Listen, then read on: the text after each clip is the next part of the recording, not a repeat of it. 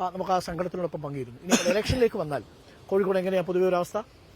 കോഴിക്കോട് അനുകൂലമായിട്ടുള്ള ഒരു ട്രെൻഡാണ്. കാരണം 3 തെരഞ്ഞെടുപ്പുകളിലും കോഴിക്കോട് ജനങ്ങൾ എന്നെ സമ്പൂർണമായി സഹായിച്ചവരാണ്, എന്നെ പിന്തുണച്ചവരാണ്. അതിന് കാരണം അവർക്ക് എന്നിൽ വിശ്വാസമുണ്ട്, എനിക്ക് അവരിലും വിശ്വാസമുണ്ട്. അവരെന്നെ സ്നേഹിക്കുന്നു, ഞാൻ അവരെയും സ്നേഹിക്കുന്നു. അതിന്റെ പ്രതിഫലനമാണ് തെരഞ്ഞെടുപ്പിലെ വിജയം.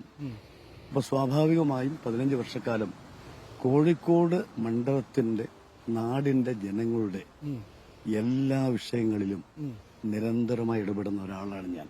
24/7 ആണ്. ഞാൻ ഗസ്റ്റ് ആർട്ടിസ്റ്റ് അല്ല.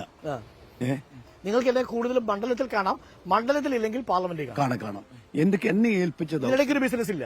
എന്നെ ഏൽപ്പിച്ച ദൗത്യം എന്താണോ അത് കൃത്യമായി, സത്യസന്ധമായി, ആത്മാർത്ഥമായി നിറവേറ്റാൻ ഞാൻ ശ്രമിച്ചിട്ടുണ്ട് എന്നാണ് വിശ്വാസം. അങ്ങയുടെ കരുത്തനായ എതിരാളി ഈ പറഞ്ഞിരിക്കുന്നത് ഇളമരം കരീം പറഞ്ഞിരിക്കുന്നത് ഒരു വെല്ലുവിളിയാണ് താങ്കളുടെ മുന്നിൽ വെച്ചിരിക്കുന്നത്.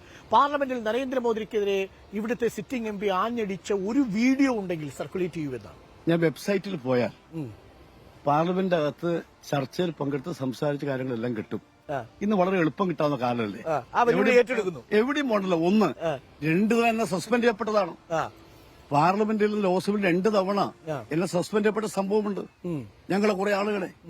കാരണം ഈ ഗവൺമെന്റിനെ പരസ്യമായി വെല്ലിറങ്ങി പ്രതിഷേധം രേഖപ്പെടുത്തിയതിനെ ഞങ്ങൾ സസ്പെൻഡ് ചെയ്തു. ഈ 2 ആഴ്ചക്കാർ ഞങ്ങൾ പുറത്തു നിർത്തി. ഇതൊക്കെ ഇതിന്റെ ഭാഗമാണ്. ഓക്കെ, അപ്പോ ഈ മണ്ഡലത്തിൽ രാഘവേട്ടന് അനുകൂലമാകാൻ സാധ്യതയുണ്ടെന്ന് കണക്കാക്കുന്ന ഫാക്ടേഴ്സ് ഏതൊക്കെയാണ്? തീർച്ചയായിട്ടും രാഹുൽ ഗാന്ധിയുടെ ഒരു സാന്നിധ്യം വയനാടുണ്ടെങ്കിൽ അതൊരു ആഡഡ് അഡ്വാൻറ്റേജ് ആണ്. ഇനി രാഹുൽ ഗാന്ധി വരുന്നില്ലെങ്കിൽ പോലും എന്തായിരിക്കും മറ്റു 2 ഘടകങ്ങൾ? അത് ജനങ്ങളുടെ വിശ്വാസമാണ് പ്രധാനം.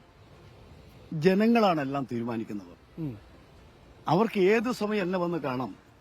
ആരുടെയും കത്തിന്റെ ആവശ്യമില്ല. ഏത് രാത്രിയും എന്നെ വിളിക്കാം. അതിൽ കക്ഷി രാഷ്ട്രീയമില്ല, ജാതി മതമില്ല. എല്ലാവരും എന്നെ കാണാൻ വരാറുണ്ട്. എന്റെ വീട്ടിൽ 1 മണിക്ക് രാത്രി വന്നവരുണ്ട്, എന്നെ 2 മണിക്ക് വിളിച്ചവരുണ്ട് ഫോണിൽ. അവർക്കെല്ലാം എന്നെ കുറിച്ചുള്ള വിശ്വാസം എന്ന് പറയുന്നത് ഞങ്ങളുടെ ഏതൊരു ആവശ്യത്തിന് ഇതിന് കിട്ടും എന്നുള്ളതാണ് ഒന്ന്. മറ്റൊന്ന്, നാടിന്റെ വിഷയങ്ങൾ, പൊതുവിഷയം. ഇപ്പൊ കോഴിക്കോട് എത്രയോ കേന്ദ്ര പ്രോജക്ടുകൾ ഏറ്റവും കൂടുതൽ നടപ്പിലാക്കിയ കോൺസ്റ്റിറ്റ്യുവൻസി കോഴിക്കോട്. തർക്കം നിങ്ങൾക്ക് വേണം. എണ്ണി അതിനാണ് ഞാൻ ഈ യാത്ര ആരംഭിച്ചിട്ടുള്ളത്. ഇത് നടപ്പിലാക്കിയിട്ടുള്ള കാര്യങ്ങൾ പറയാൻ വേണ്ടിയാണ്. അതുകൊണ്ട് എങ്ങനെ നോക്കിയാലും ജനപ്രതിനിധി നിരക്ക് എന്നെ താഴ്ത്തി കെട്ടാൻ എന്ത് ശ്രമം നടത്തിയാലും, കഴിഞ്ഞ 3 തെരഞ്ഞെടുപ്പിൽ വ്യക്തിഹത്യ നടത്തി നോക്കി, മനസ്സിലായിക്കോളും. അരുൺ അറിയാലോ. എന്നിട്ടും കോഴിക്കോട് ജനങ്ങൾ എന്നെ കൈവിട്ടില്ല. അതുകൊണ്ട് ജയിക്കാൻ വേണ്ടി, അല്ലെങ്കിൽ എന്തെല്ലാം നമുക്ക് അപമാനിക്കാൻ സാധിക്കും ആളെ, അതെല്ലാം ചെയ്യുന്നതിലൂടെ ജയമാണ് കാണുന്നതെങ്കിൽ അതൊരു പ്രധാനപ്പെട്ട കാര്യം. ജനപ്രിയനായ നേതാവ് എന്നൊരു ഇമേജ് രാഘവേട്ടനുണ്ട്. അക്കാര്യത്തിൽ സംശയം. ഓപ്പൺ ആണ് രാഘവേട്ടൻ എല്ലാവർക്കും. അപമാനിച്ചുകൊണ്ട് താഴ്ത്തി കെട്ടിക്കൊണ്ട് ജയിക്കാം എന്നാണ് തീരുമാനിക്കുന്നെങ്കിൽ കോഴിക്കോട്ടെ ജനങ്ങൾ അതിൽ വിധിയുടെ തർക്കം നിങ്ങൾക്ക് വേണ്ട. അവരാണ് വിധി കർത്താക്കൾ. അപ്പൊ കോഴിക്കോടിന്റെ ചങ്കായി മാറിക്കഴിഞ്ഞു രാഘവേട്ടൻ എന്നുള്ളതാണ് നമ്മൾ സാധാരണ ഒരു പോപ്പുലർ ഫ്രേസെ പറഞ്ഞു.